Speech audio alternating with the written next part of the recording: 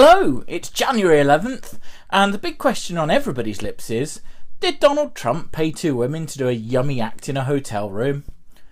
Well, I don't know. And I don't care, because the Trump issue is merely part of the mainstream media's strategy to bury the big news story of the day, which is of course the release of Justice League / Power Rangers issue 1 from Boom Studios and DC Comics. Now, I'm going to go into a lot of spoilers in this review. You know, it's kind of a review / recap / discussion. For those of you who don't want spoilers, all I'll say is it's a fun first chapter. It spends a lot more time with the Power Rangers than the Justice League, but it doesn't really waste any time in bringing them into it. You know, it brings them in a lot sooner than you'd expect. And I think it's shaping up for a really promising series. You know, it is only part 1, but it's laying a lot of cool groundwork, and I think it's going to be great. Right, the spoiler phobe's gone. Good. So we begin with the Rangers standing over the crater that used to be Angel Grove. Now, I really hate this kind of thing in comics. They do it all the time, and I don't know what you're meant to think. You know, especially with something like this. You know, Marvel can kind of get away with going, oh, in the future Spider-Man's going to kill Captain America. Because you think, well, it's not pretty, almost definitely not going to happen like that, but okay. With Power Rangers, it's set in a specific time period. This is set in the beginning of Season 2 of Power Rangers. Probably my favourite era of Mighty Morphin Power Rangers. Just because you've got Lord Zedd, you've got the original 3 Power Rangers. I mean, the one thing I will say is, if they are changing Power Rangers history so that Rocky, Adam and Aisha don't join, I'll be quite happy. You know, I kind of accept them now as an adult. But as a kid, I was just like, I would have preferred, like, Jason, Trini and Zach's disembodied farts to control the suits. I did write fanfic. No, you're never going to see it. So, anyway, opens with a crater. The Rangers have seemingly seen Angel Grove destroyed. Zach blames himself. And then suddenly Superman turns up. And he's like, yep, you fucked up, guys. No, of course he's not. He's like, oh, you didn't do it, Zach. Anyway, that's all irrelevant because we cut to 36 hours earlier. See, it's a framing device. I'll be honest, we get these scenes in the command centre and artistically they're gorgeous. You know, I've never seen the command centre looking both so good and so like the series. You know, you tend to either have one or the other. Even if it does look like some kind of like black hentai tentacle monster is trying to reach its way to Zordon.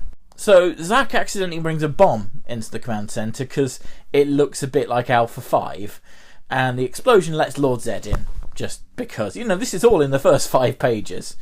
Because Lord Zedd getting into the command centre was something that was a huge dramatic moment in the Power Rangers TV series, and it's dramatic here, but mostly it's a MacGuffin so that Zach can teleport Lord Zedd out just with the malfunctioning teleporters from the explosion.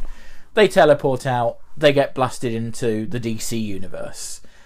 Because, you know, heaven forbid that any two groups be allowed to share the same universe. You know, this is exactly what happened when Batman met the Turtles, when the Turtles met the Ghostbusters, and when the Ghostbusters met the Ghostbusters. And I can kind of understand why, say, 2 different versions of New York might need to be split off into distant universes. But alien invasions in Power Rangers only ever affect one small city in California, so surely they're quite easy to reconcile as just happening somewhere else on the same planet. You know, you could just have Superman occasionally go, what's that? A monster made out of a purse. I'm not going to touch that one with a barge pole.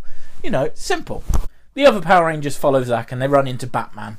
And that's where the fun begins, obviously. Batman goes into kind of full-on Bat mode, assessing the Power Rangers' capabilities as he talks to some unknown ally who turns out to be the Flash. And possibly my favourite part of the comic, the Power Rangers are standing there posing with their power weapons, and of course Barry Allen, the red blur, just goes and they're gone. I think I'm just a big fan of the TV series The Flash, so that was just a heck yeah, Barry Allen. Power Rangers are still best, but heck yeah, Barry Allen. Now, there is one thing that ruined the issue for me, just a bit. Quite a lot, but just a bit. It's one of those annoying nerd things. But Kimberly, in the climax of the issue, calls on her pterodactyl dinosaur. Putting aside the question of how it managed to follow them there, it kind of shatters any notion of continuity. And, you know, maybe I'm expecting too much from a comic in which the Green Lantern is going to face off against Jason David Frank. But Kimberly simply didn't have the pterodactyl once Lord Zed came onto the show. You know, he came on, destroyed the pterodactyl, its remnants got made the Firebird. It was kind of a big deal. Writing a Lord Zed era comic and having the pterodactyl turn up is like making a Star Trek prequel series and having the Borg turn up. That said, it does mean that Flash gets to end the issue on the line, Batman's been taken by a flying pink dinosaur robot. So, perhaps I can forgive them just this once. I mean, it's not like the comics have introduced the White Ranger during Season 1 or anything. Oh, for fuck's sake. So anyway, Justice League Power Rangers Issue 1. Go pick it up from your comics retailer. Go and buy it on Comixology. It's like $2.99, $3.99. I think it's well worth every penny. And I'm really excited to see what else is going to happen when one of the world's most popular, most successful superhero teams gets to face off against the Justice League. Join me again next time.